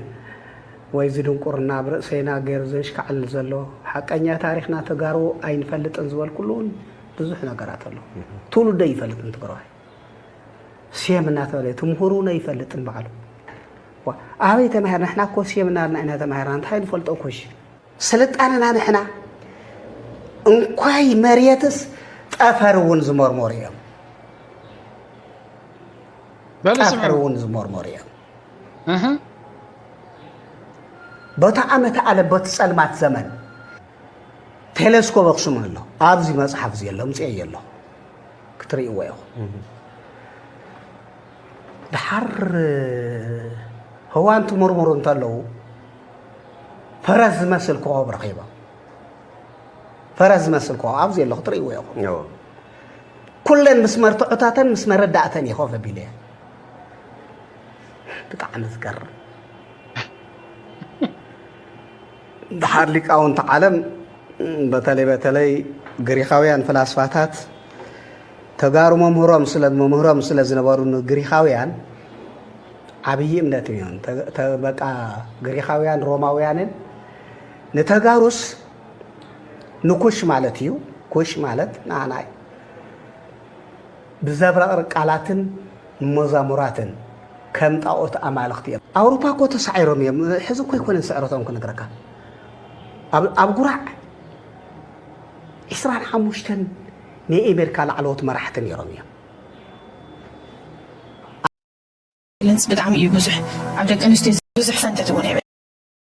እዚ ኢንተርቪው እዚ ኣብ 2019 ዝተኻየደ ዓመት ተቃሊሱ ሕዚ እውን ግን ሰባይና ዘለና ብዙሕ ፈንተት እውን የብልና ከምዚ ምዃኑ ብጣዕሚ ይሕዝነካ ሴክሹዋል ቫይለንስ ብጣዕሚ እዩ ብዙሕ ኣብ ደቂ ኣንስትዮ ዝበፅሕ ፆታ መሰረት ዝገበረ መጥቃዕቲ ኣብ ትግራይ መስካዕ ክውሕ እዩ ካብ ኢትዮጵያ ካልእቲ እያ ትግራይ ብሴክሹዋል ቫይለንስ ካልእቲ እያ እዚ ትሰምዕዎ ዘለኹም ቅድሚ ናይ ትግራይ ውግእ ምጅማሩ ዝገበረቶ ኢንተርቪው እዩ እዚ ከምዚ ዓይነት ባህሊ መስካሕ ክሒ ዝኾነ ደረጃ ናይ ፆታዊ ዓመፅ ከም ዘሎ ኣብ ደቂ ኣንስትዮ ዝግበር ማለት እዩ ኣብ ኢትዮጵያ መበል ካልአይቲ ምዃና ኩሉ እዚ ነገር እዚ ገዲፎሞ ሎሚ የለን እጂ እውን ድሕሪ ኩናት ኮኸም እዩ ዘሎ ግን ናብ መን እዮም ከልግብዎ ዝፍትኑ ናብ ኤርትራ ኦፍ ኮርስ ዳታ ካልአይቲ ምዃና ኣሎ ዳታ ኣሎ ሕዚ ቅድሚ ዝተወሰኑ ሰሙናት ኣብ ትግራይ ናይ ዓለም ለኸ ናይ ምሁራት ጥምረት ዘቕረብዎ መፅናዕቲ ነይሩ ካብቲ ዝቐረበ መፅናዕትት ሓደ ኣብቲ ደቂ ኣንስትዮ ማዕርነት ኣብቲ ጀንደር ኢሹ እንጂ ነይሩ ኣብኡ ዝቐረበ ዳታታት እዮም እዚኣቶም ብዙሓት ሰብ ሞያ ብሓደ ኮይኖም መፅኒሖም ዘቕረብዎ ዳታ እዩ ኣብኡ ከም ዝቐረበ መሰረት ካብ ትግራይ ካልአይቲ እያ ኢትዮጵያ እዚ ማለት ሴክሹዋል ቫይለንስ ንብል ዘለና እንታይ ማለት እዩ ኣብ ውሽጡ ኣስገድዶ ሬፕ ኣሎ ብዘይተቐደደ ምድፋር ዓመፅ ኣሎ ጠለፋ ኣሎ ምቕጥቃጥ ኣሎ ሰብኣይ ንሰበይቱ ምድጓር ምቕጥቃጥ ምሸት ናመፅኻ ከም መሰል ዝቆፅርዎ ደቂ ተባዕትዮ ብዙሓት ኣለው ትሕትዕቲ መመር ኣለው እዚ ኩሉ ተኣኪቡ ትግራይ ካብ ኢትዮጵያ ካልአይቲ እያ ኢልና ክንዛረብ ከለና እንታይ ማለት እዩ ብጣዕሚ እዩ ዝሕፍር ናይ ስልጣነ መሰረት እያ ትግራይ እናበልና ንዛረብ ስልጣነ ማለት እንታይ ማለት እዩ ናይቲ ሕብረተሰብ ፍርቂ ኣካል ዝኾነት ጓል ኣንስተይቲ ናቐጥቀጥካ ናጨቆንካ ንድሕሪ ንክትቀር እናገበርካ ናይ ስልጣነ መርኣያ ትግራይ ኢና ክንብል ከለና ብክልቲኡ ኣይጠዓምን ኣይኸድን ልዕል ዝበለ ናይ ፖለቲካ እርከናት ዘለዉ መራሕትና እውን ንከምዚ ዓይነት ፀባያት ወይ ከዓ ቢሄቨርስ ሓርሽሊ ዝቐፅዕ ሕጊ እንድሕር ዘየውፅኡ ኮይኖም ንሳቶም እውን ናይቲ ፀገም ኣካል እዮም መራሕቲ ሃይማኖት እውን ከምኡ ወለድና ቤተክርስትያን ይኸዱ እዮም መስጊድ ይኸዱ ስለዚ ኣብዘን መስጊዳትን ቤተክርስትያትን ንማዕርነት ደቂ ኣንስትዮ ማእኸል ዝገበር ኣስተምህሮ ዘይግበር እንድሕር ደኣ ኮይኑ ኩላና ናይቲ ፀገም ኣካላት ኢና ንኾን ዘለና ማለት እዩ region of Ethiopia. What's going on in the Tigray region of Ethiopia? Widespread and illegal gold smuggling by corrupt TPLF authorities and the army. Widespread illegal arms smuggling to the Amhara region, which indirectly sustain the conflict. Abduction of women and girls for ransom. Many end up killed and dumped. Exodus of youth out of Tigray region due to lack of... So, ሓንቲ ፖስት ኣብ ቲኤን ወይ ከዓ ተስፋ ኒውስ ወፂኣ ዝነበረት እንታይ ዝብል ዘሎ ኣብ ትግራይ ሰፊሕ ዝኾነ ገሰት ናይ ሰብኣዊ መሰላት ወይ እውን ስርቂ ሕጊ ኣልቦነት ሽፍትነት ይርአን ይግበርን ከም ዘሎ እዚ ድማ ኣብ ልዕሊ ደቂ ኣንስትዮ ይኹን ኣብ ልዕሊ እቲ ዜጋታት ከምኡ ብረት ካብቲ ኣብ ትግራይ ዝነበረ ናይቲ ቲዲኤፍ ዝነበረ ብዘይ ሕጋዊ ናብቶም ኣምሓራ ይሽየጥ ከም ዘሎን ብዙሕ ምስግጋር ከም ዘሎን ነቲ ኩነታት ነቲ ደማውነት ናይ ትግርጭት ድማ መሊሱ እናርሰነ እናበርትዐን ይኸይድ ከም ዘሎ ዝገልፅ ሓበሬታ ንርኢ ኣለና ስለዚ እዚ ኩሉ ኣብ ውሽጢ እቲ ሃገር ዘሎ እዩ ኣብ ውሽጢ ኢትዮጵያ ዘሎ እዩ ኣብ ውሽጢ ትግራይ ዘሎ እዩ ምስ ኤርትራ ዘተሓሓዝ ጉዳይ የብሉን ኩሉ እዚ ከሎ ግን ኩሉ ግዜ ታርጌት ናቶም ናበዩ ናብ ኤርትራ ከመይ ጌርካ ተፀግዖ ከመይ ጌርካ ኤርትራ ኣብ ልዕሊ ዘለዋ እገዳ መሊሱ እገዳ ይውሰኸላ ንኢትዮጵያ ግን ምንም ወላ ሓንቲ ዝበሃሎም የለን ናይ ብሓቂ እዩ ዓብይ ሕርቃን ወይ ከዓ ብርቱዕ ሕርቃን ከም ዝስምዓካ ዝገብሩኻ ኩሉ ነገር ባዕሎም እዮም ዝብልዎ ዘሎ ንሕና ፈግፊጉና ይኮና ንውፅኦ ዘለና ባዕሎም ኢሎም መጥራ ዘይኮነስ ኣብ ሚድያ ፖስት ዝገብርዎ ዘለዉ ሰብ እዮም ካብቲ ዘውፅዎ የደምፅኦ ዘለኹ ኣነ እምበር ባዕለይ ሰሪሕየ ኣይኮንኩ ወይ እውን ድራማ ጌርና ንገብሮ ዘለና ኣይኮነን ባዕላቶም ዝገበርዎ ኩነታት ኢና ንርኢ ዘለና opportunities, evading forced conscription, and seeking safety from widespread abduction, crime, and sexual violence. Tigray has no hope under TPLF. Corruption, crime, and mismanagement are destroying the social fabric. The ruling Prosperity Party is fully aware that corrupt TPLF generals are profiting from smuggling arms to Fano rebels in the Amhara region. The TPLF faces a challenge from the ruling party, either fight against the Amhara forces or be considered part of the conflict against the government. This places the TPLF between a rock and a hard place, as they want neither option. Time will tell. What's going on? So እንታዩ እጅቲ ህወሓት ባዕሉ ኣብ ዓብዪ መንቀራቕሮ ኣትዮም ዘሎ ምክንያቱ ኣቢ ምስኡ ኮይኖም ነቲ ፋኖ ንክሓርሙ ይደልዮም ኣሎ እዚ ኩነታት እዚ ግን ናበይ ገፁ ክኸይድ ይኽእል ንሳቶም ከዓ ናብቲ ውግእ ክኣትዉ ይደልዩን እዮም ዘለዉ እንተተኻይሉ እቲ ኣቢ በይኑ ኣብኡ ክዳኸመሎም ዳ ዘልዩ እምበር ንሶም መሊሶም ካብቲ ዝሓለፍዎ ደምን ሞትን ስቃይን ናብ ካልእ ውግእ ክኣትዉ ይደልዩን እዮም በንጻሩ ንዑ እንተዘይገይሮም ድማ ዘድልዮም ቀረባት ዘድልዮም ሓገዝ ካብ ኣቢ ክረኽቡ ኣይክእሉን እዮም ካብ ፌደራል መንግስቲ ስለዚ ኣብ መንጎ እምንን ኣብ መንጎ ሕሱም ኣብ ምርጫታት ክልተ ሕማቓት ዝኾኑ ምርጫታት እዩ ተገቲሩሎም ዘሎ እዚ ድማ ነቲ ቀፃልነቶም ኣብ ሓደጋ እትይኹም ዘሎ ዝገልፅ እዩ ፅቡቕ ዝኾነ ዕምቆት ዘሎ ትንተና ኢና ንርኢ ዘለና ንመለስ ኣብ ናይ ጉዳይ ናይ ኢትዮጵያ ከአንዱ ክልል ሌላ ክልል እየተዟዟረ የሚዋጋው ሰላም ስላለ ነው እንዴ ወላይታ ያለ ሰው ስለ ትግራይ አያስብም እንዴ ወላይታ ያለ ሰው ስለ አማራ አያስብም እንዴ ወላይታ ያለ ሰው ስለ ሶማሌ ስለ አፋር አያስብም እንዴ እና ስርዓት ማስብ ህግና ኤርትራ ህዝቡን ብስሩ ህዝቡን ደጊ መخዛረው ዝግባ ኤርትራ ህዝብ ሰላሙን የለና ሰላም ሒዝና ከዓወት ኮይናውን ታውት ሰላም ንሓቆሽናውን ንቅድሚት ብዙሕ ነገር ንሰርሕሉ ኣነ ብስሩ ናይ ኣብትና ሃፍቲሞም ከዓ ንሕና እንተዘይ ሃፍቲምና ብሰላም ክነብሩ እዮም ማለት ዘይሕስብ ስለዚ ወይ ተታሒዝና ንወፅእ ካብታ ዓንኬል ናይ ድኽነት ወይ ተታሒዝና ንጠፍእ ኣብታ ናይ ዓንኬል ናይ ድኽነት ጎረቤትና ደቂሱ ክሓድር ጎረቤትና ፀጊቡ ክሓድር ጎረቤትና ቀሲኑ ክሓድር ኢና እንደሊ እምበር ንዓና ስለተመነዩልና ሕማቕ ንዓታቶምን ከምኡ ነብሶም ግበረሎም ክንብል ኣይንኽእልን ነቶም ዝምነይዎ ከምቲ ኣፎም ኣይግበረሎም አልጀሪስ ተሞጽዩ ውዕል አልጀሪስ ባድመ ንዓና ዘይበፅሐና ኣያታትና ባድመ ተዋሂብና ኢና ዕለልዎ ኢሎም ንህዝቢ ኢትዮጵያ ንህዝቢ ትግራይ ኣድንስ ሓዲሮሞ ኣጭፍር ሓዲሮሞ ዝሄል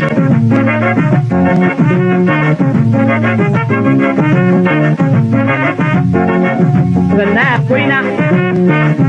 ኣብ ሓቅ ኮይና ዘናያ ኮይና ዝፍትሕ ኮይና ዘናያ ኮይና ዘናያ ኮይና ዘናያ ኮይና ኣብ ጣውላ ኮይና ማለት ኣይኮነ ካብ ኣብ ውሽጢ ሓደ ሃይማኖት ተፈላለየ ምፍንጫላት ምፍጣር ኣብ ውሽጢ ሓደ ከባቢ ተፈላለየ ምብትታናት ክትፈጥር ምፍታን ካልእ ስራሕ የብሎምን ኮቶም ንኤርትራ ዝፀውኡ ዘለዉ ብጠበንጃ ብመድፍዕ ብነፈርቲ ስለተዋግኡን ኣይኮነን እቲ ቀንዲ ውግእ እዚ እዩ ቁጠባ ምናልባሽ ኣብ ካልኣይ ደረጃ ዝመፅእ እዩ ንኸምዚ መጋበርያ ክኸውን ዝኽእል ተረፍ ሸሓነ ደልምፅ ኣብዚ ናብትን ሃነፍነፍ ድብል ኣይተሰኣነን ውልቀ ሰባት በፃብዕ ዝቁፀሩ ምናልባት ኣይሰኣኑን ናዕታቶም እናተጠቕምካ ዝስራሕ ዘሎ ስራሕ እንታይ እንድሒልካ ህንፀት ናይ ሃገር ከይምዕብልን ከየሳጉምን ምእንቲ በቲ ዝድለ መንገዲ ካልእ ተተረፈ ትሕንኩሎ ወይ ንድሕሪት ትውጥጦ ከተፈራርሶ እንተዘይከኣልካ ስለዚ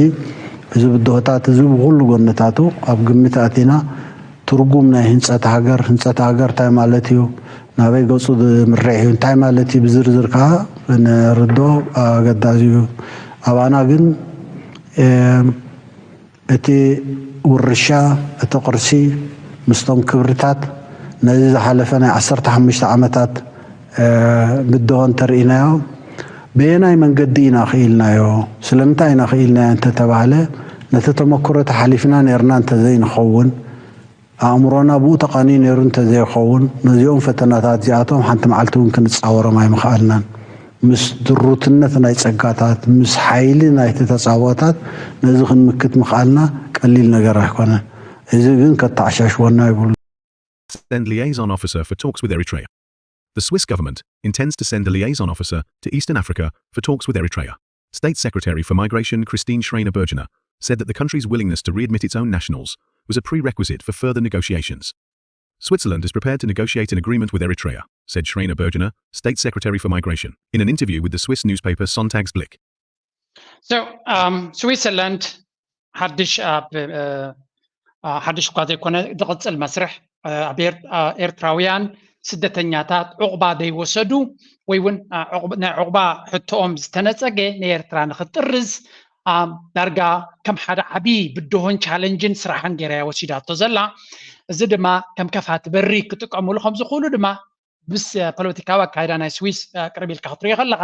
ነዞም 200 ገለን እንድሕር ተዓዊቶም ድሕሪኡ ዘሎ መስርሕ ኩሉ ነቲ ተሪፉ ዘሎ እውን ብዝተፈላለየ መንገዲ ክሰጉ ከም ዝኽእሉ ርዱእ ጌርና ንወሰዶ ስለዚ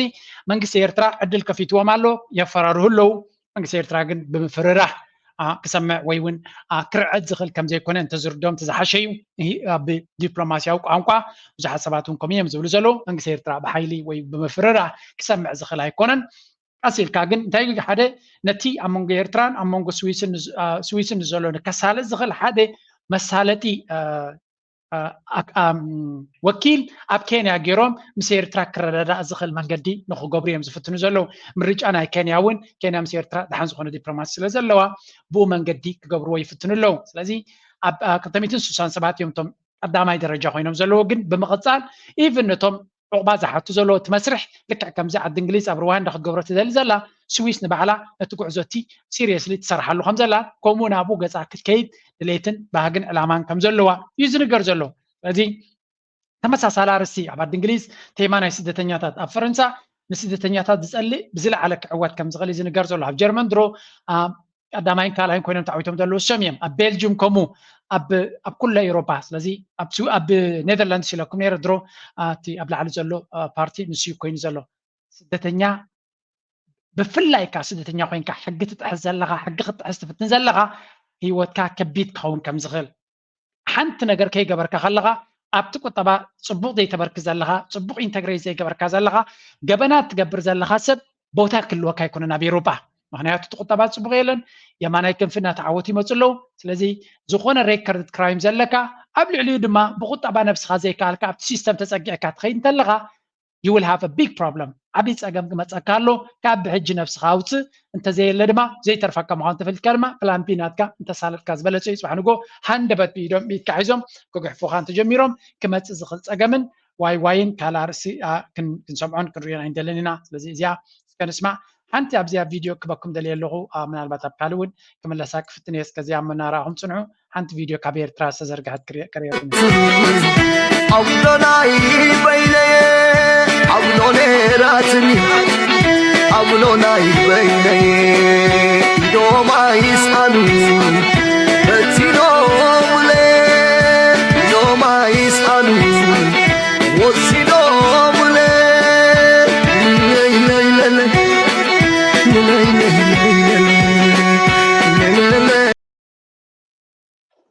እዚኣ ሰብ እዚኣ ኣብ ኤርትራ እትያ ከም ዘላ ቪድዮታት ካብ ኤርትራ ሪሊዝ ትግብር ኣላ The tourism office. I was supposed to get my permit to go to Kedan yesterday. They didn't give it to me for whatever reason.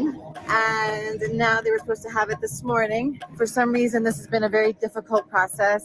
For Massawa, it was very easy. For Kedan, it's another story. So we will see if I ever make it to Kedan or not. So ከምዚኣ ንሪኣ ዘለና ብዙሕ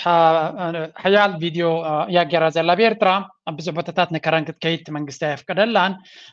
ፍቓድ ከልዮም እያ ትብል ዘላ ኣነ ክሪኦ ከለኹ ግን ኣሜሪካዊት ዜጋ እያ ማለት እቲ መንግስቲ ኤርትራ ብዘጋጠሞ ብድሆታትን ትማል ትማሊ ኣብ ባይቶ ናይ ዩኤን ብዘይ ዝኾነ ይኹን ጭብጢ ናይ ዩኤን ሬፕሬዘንታቲቭ ተባሂሉ ዝኾነ ይኹን ጭብጢ ከየቕረበ ዝገብሮ ዝነበረ ክስን ፀለመን ርኢና ኣለና ስለዚ on from the cessation of hostilities agreement of which Eritrea was not a state party, Eritrean forces remain present and continue to be involved in human rights and humanitarian law violations in parts of Tigray. So እዝን ወዲ እዝን እናርኣየ ከሎቲ መንግስቲ ኤርትራ በቲ ሓደ ወገን ብፍላይ ድማ እንታይ ትብል ኣብቲ ቪድዮ ናታ ነዞም ዓፋር ብሄር ዓፋር ክረክብ ፍሉይ ባህጊ ነይሩንን ድሌት ነይሩንን ትብል ግን ኣጋጣሚ ኣብ ከባቢ ፌስቲቫል ኣብ ኤክስፖ ስለ ዝተራኸቡ ኣብ ፌስቲቫል ስለ ዝካየድ ዘሎ ናብኡ ንኩሎም ክትረኽቦም ከም ዝኸኣለትን ብፍላይ ምስተን ዓፋር ድማ ነቲ ብሄር ናይ ዓፋር ክሪኦ ይደሊ ነይረ ኣብ ባፅዕ ድማ ናቦም ክኸይድ ከልኪሎምኒ ዝብል ቅድሚኡ ግን ናብ ኢትዮጵያ ከም ዝነበረት እዩ ዝንገር መንግስቲ ኤርትራ ስለምንታይ ከልኪልዋ ገለ ዝብል ሓሳብ ክህሉ ይኽእል ይኸውን ናብ ገለ ኣነ ክሪኦ ከለኹ ግን ብፍላይ ኣሜሪካውያን ንክትኣምን እቲ መንግስቲ ምስ ዘለዎ ታሪክን ኣካይዳን ጉዕዞን ኣቶምን ዝገብርዎ ዘሎ ፈተናታትን ክርኢ ከሎ there's a reason ነዚኦም ሰባት ብዓይኒ ጥርጣረ ክርኢ ዝኾነ ዓይነት መንግስቲ ኣብዚ እዋን እዚ ዝኾነ ራሻዊ ኣይኮነን ኣብ ዩክሬን ኣብ ኤሮጳ ብጥርጣራ ዝረአ ዘሎ ፈርጀምለኹም ኣብ ኤሮጳ ዝቕመጥ ራሻዊ ባንዴራ ናይ ሃገሩ ሒዙ ኩዕሶ ክርኢ ከም ዘይብሉ ይገብርዎ ኣለዉ ስለዚ እዛ ሰብ እዚኣ ብፍሉይ ንኸረን ክትከይድ ደልያ ነይራ ኣፍኪዶም ለያ ድሓር ከረን ከይዳ እያ ንዓፋር ክትረክብ ትደሊ ነይራ ብቕኑዕ ልባ ንኽትርኢ ክትከውን ትኽእል እያ ግን ኣገይን እቲ መንግስቲ ኤርትራ ክጥንቀቕ ከሎ ኣነ ነዞም ቱሪስት ክርኢ ከለኹ ሕጂ እቲ ኣንግል ናቶም ክጥምቶ ከለኹ መብዛሕቲ ግዜ ንኤርትራ ኣካፊእካ ዝና ንምርካብ ድዩ ኢንዳይረክትሊ ድማ ካልእ ኣጀንዳታት እውን ክህልዎም ይኽእል እዩ ምናልባት ኣሜሪካ ምስ ኩሉ ዝሰርሕ ከይመስለኩም ሲአይኤ ናይ ኣሜሪካ ካህን ኮይኑ ክመፅእ ክእል ሼክ ኮይኑ ክመፅእ ክእል ዶክተር ኮይኑ ክመፅእ ክእል ናይ ዩኤን ሓላፊ ኮይኑ ክመፅእ ክእል ብኩሉ መንገዲ ኢንፍሉዌንሰር ኮይኑ ክመፅእ ክእል ኤቭሪቲንግ ዘይገብርዎ ነገር የብሎም ንሶም ኩሉ ፈቲኖም እዮም ትፅቡቕ ነገር ድማ ፈቲኖምን ህዝቢ እውን ስለ ዝነግሩ እዮም ድሕሪ ክንደይ ዓመታት ስለዚ ኣብዚ እዋን እዚ እቲ መንግስቲ ንኩሉ ዓይነት ብፍላይ ኣሜሪካዊ ዜግነት ዘለዎም ንገለገለ ብከምዚ ዓይነት ጥርጣረ ክርኢ ከሎ ንዓይ ይርዳእኒ ስለምንታይ ከምኡ ዝገብር ምክንያቱ ንሪኦ ኣለና እቲ ናይ ኣሜሪካ ኢድ ኣብ ኢንተርናሽናል ኣሪና ንኤርትራ ኣብ ዝረኸባ ዕድል ክሳዕ ክንደይ ከፀልማን ከበላሽዋን ሽብ ናይቲ ኤርትራ ኣብቲ ከባቢ ሓዊ እናተቃፀሎ ከሎ ግህሰት ናይ ሰብኣዊ ሰላት ሰብ እናተቐትሎ ከሎ ሰብ እናተቃፀሎ ከሎ ቤተክርስትያን እናተቃፀሎ ከሎ መስጊድ እናተቃፀሎ ከሎ ንዖም ወላ ሓንቲ ዘይበለ ኣብ ኤርትራ ግን ዝኾነ ነገር ዘይፍፀም ክነሱ ዝለዓለ እገዳን ተፅዕኖን ምፅላምን ኣብ ኤርትራ ንሪኦ ኣለና ካልእ ኣብ ኤርትራ ሰራዊት ናይ ኤርትራ ኣብ መሬት ናይ ኢትዮጵያ ከም ዘሎ ዘይገልፅ ክነሱ መመሊሶም ኣብ ዓበይቲ ስቴጅስ ኤርትራ ኣብ መሬት ናይ ትግራይ ከም ዘላ ገይሮም ዝገልፅዎ ዘሎ ኣካል ናይቲ ኣጀንዳ ምዃኑ ስለዚ እቲ ህዝብና ብጣዕሚ ገርሂዩ ክትሪኦ ከለካ ስቕ ኢሉ ኩሉ ልቡ ከፊቱ ይቐርቦም ዕድል ሂቦም ኣይ ዊሽ ነቲ ህዝቢ ከማን ክትምህሮ ትኽእል ከምዚ ዓይነት ክብረት ምስ መፃኻ ዝበካ እውን የለን ኣፍሪካውያን መብዛሕትኡ ግዜ ኣብ ልዕሊ ፃዕዳ ኣብ ርእስና ዝተሰመረ መግዛእቲ ከም ዘለና ክንፈልጥ ክንክእል ኣለና ንፀዓዱ ከም መላእኽትን ከም ጥዑያትን ከም ቦላ ሓንቲ ዘይገብሩ በቃ ኩሉ ነገር ሰናይ ክገብሩ ዝኽእል ከምኡ ዓይነት ስእሊ ኣለና እዚ ስእሊ እዚ ግን ንቅሓት የድልዮ ኩሎም ፀዓዱ ሕማቃት እዮም ይብል ኣለኹም ግን ሕማቃት ድማ ኣለዎም ተርዲኹም ኣለኹም እዞም ህዝቢ እዚ ንፃዕድ ንፀሊም ሓደ ኣፍሪካዊ ከምዚ ገይረ ይቅበሎን እቲ ህዝብና ወላ ህዝቢ ኣፍሪካ ህዝቢ ኢትዮጵያ ድዩ ወላ ሩዋንዳ ድዩ ወላ ኬንያ ኩሎም ሓደ ፃዕዳ ሕብሪ ንዘለዎ ኡፍ ክብሉ ይትርዮም ንሓደ ከምኦም ዜጋ ኣፍሪካ ወላ እውን ኤርትራ እውን ካብ ደገ ዝመፀ ብዙሕ ነገር ንዝገብር ግን ከምኡ ዓይነት ዓይኒ የብሉን ስለዚ we need to be very careful ነቲ ህዝብና እውን ከነንቅሖ ክንክእል ኣለና ምክንያቱ እቲ ናቶም ዕላማ እንታይ እዩ እቲ ኣጀንዳ ናቶም ወላ እውን ምስ ወፁ እውን ካልኦት ናይ ራሻውያን እውን ርኢናዮን ኣዋትዮም ቀሽሾም ነቲ ሕማቕ ናይቲ ሃገር ብኸመይ ገይረ ነዚ ሃገር ኣታክ ክገብር ለንቀነ ጥራይ ሓንቲ ሓበሬታ ዝወፀት ክነግረኩም ሓሲበ ይነበርኩን ሓደ ሓበሬታ ወፂሉ ኣሜሪካ ኣብ 2022ን 23ን ሲአይኤ ናቶም ኣብ ፊሊፒንን ኣብ ሃገራት ዓረብን ንቻይና ቫይረስ ካብ ቻይና ከም ዝመፀን እቲ ቻይና ዘፍረየቶ ናይ ኮቪድ ቫክሲን ድማ ሕማቕ ምዃኑን ኣሜሪካ በዓላት ስለያ ዋፊራ ብሶሻል ሚድያ ጌራ ተበላሹ ከም ዝነበረ ዝገልፅ ሓበሬታ ብሮይተርስ ዝበሃል ናይ ኣሜሪካ ወፂኡ ሎ ከይትኩም ክትሪእዎ ትኽእሉ ኢኹም ተን ቪድዮ ኣለዋኒ ናብ ዩቱብ ግን ምሕላፍ ገሊዮምኒ መርናባኹም ከምፀን ቀሪበ ነይረ ስለዚ ክሳብ ክንደይ ሕማቕ ንክገብሩ ብዙሕ ብልሓትን ሓይልን ከም ዘለዎም ክርዳእና ክኽእል ኣለዎ ኩሉ ነገር ብዓይኒ ግርና ይትረኣዮ ሶሻል ሚድያ ኩሉ ነገር ኮንትሮል ዝገብሮ እዩ ዩቱብ ጉግል ኩሉ እዚ ሶሻል ሚድያ ኣብ ኢዶም ምዃኑ እዚ ኩሉ ኣብ ሶሻል ሚድያ ሚስ ኢንፎርሜሽን ዲስኢንፎርሜሽን እናበሉ ዝዛረቡ ቀዳሞት ምንጭ ናይቲ ሚስ ኢንፎርሜሽን ጌጋ ሓበሬታ ጌጋ ስእሊ ብስለያ ተጠቂሞም ናብ ሃገረ እስላም ከተይብሉ ነይሮም ቻይና ናይ ሓሰማ ስጋት እትወሉ ኣብቲ ቫክሲን እናበሉ ነቲ ህዝቢ የላዓልዎ ከም ዝነበሩ መን ኣውፅዎ ባዕሎም ኣውፅኦሞ ብቪድዮ ተዘርጊሑሎ ክትሪእዎ ትኽእሉ ኢኹም ናይ ሲአይኤ ስራሕ ኣብ ግዜ ኮቪድ እንታይ ከም ዝነበረ ስለዚ ኣገይን ኩሉ እቲ ዝገብርዎ ቀሊል ነገር ከይመስለካ ብዙሕ ቢልዮናት ገንዘብ ዝፈሶ ጉዕዞ ከም ዝኾነን ኣስተውዒልካ ምኻደሻ ብሓፈሻ እንታይ ክብል ይደሊ እዚ ጉዳይ እዚ ምስትውዓል ከም ዘድልዮን ምናልባት ክትከዱ ከለኹም እቶም ትኸዱ ኩልና ምስ ከልከልና እቲ ሕብረተሰብ ንምንቃሕ ሓላፍነት ከም ዝኾነ ናይ ሎሚ ኣርእስቲ ኣብዚ ክውድየ ፕሊስ ላይ ግበሩ ሰፖርት ግበሩ ናትኩም ርእቶ ናትኩም ሓሳባት ናብቲ ግደፉ ኮሜንት ግደፉ ሰፖርት ግበሩ እናበልኩ ናይ ሎሚ ኣርእስቲ ኣብዚ ክውድየ ኣብ ካልእ ክሳብ ንራኸብ ድሓንኩ ንብለኩም ምዝያ ክገድፈኩም እየ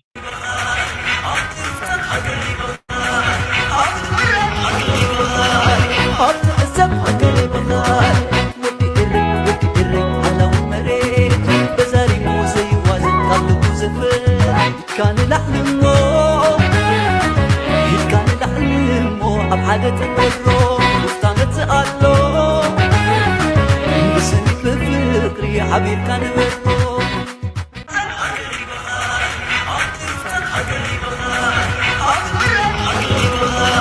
حط السبحة